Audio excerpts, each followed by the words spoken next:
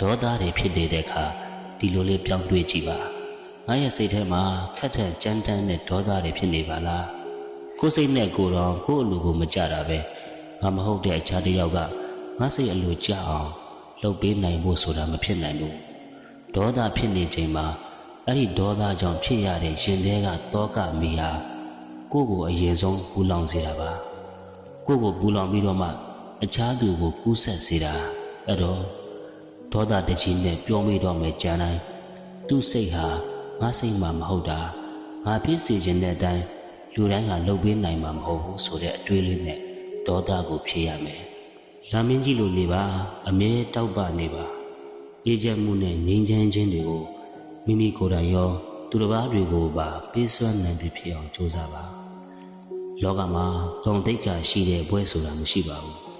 ဂုဏ်သိက္ခာရှိတဲ့လူဆိုတာပဲရှိတယ်ဒီတော့ဂုဏ်သိက္ခာရှိတဲ့ဘွဲရဖို့ကြိုးစားနေတာထက်ဂုဏ်သိက္ခာရှိတဲ့လူတစ်ယောက်ဖြစ်အောင်ကြိုးစားနေထိုင်ပါစီကံရှိတဲ့ဘဝကိုယ့်ကိုယ်ကိုထိန်းချုပ်နိုင်တဲ့ဘဝမှာနေထိုင်ခြင်းဟာတန်ဖိုးရှိစွာနေထိုင်ခြင်းပါပဲဒီတော့ကိုယ့်ကိုယ်ကိုထိန်းချုပ်ပါစီကံရှိတဲ့ဘဝမှာနေထိုင်ပါဘယ်လိုကံကြမ္မာမျိုးကိုမဆိုထိတ်တိုက်တွေ့ဖို့အတွက်ပြင်ဆင်ထားတဲ့သူဟာ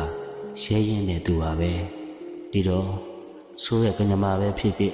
ကောင်းတဲ့ကံကြမ္မာပဲဖြစ်ဖြစ်ထိတ်တိုက်တွေ့ဖို့ပြင်ဆင်ထားပါနေခြင်းတရားနဲ့ရင်ဆိုင်ရရင်တော့မှအကြောက်တရားမဲ့တဲ့သူဟာကြီးကျယ်ခမ်းနားမှုကိုရမယ်သူပဲဖြစ်တယ်ဘယ်ရာကိုမစိုးမကြောက်ပါနဲ့ရဲရဲစွာရင်ဆိုင်ပါ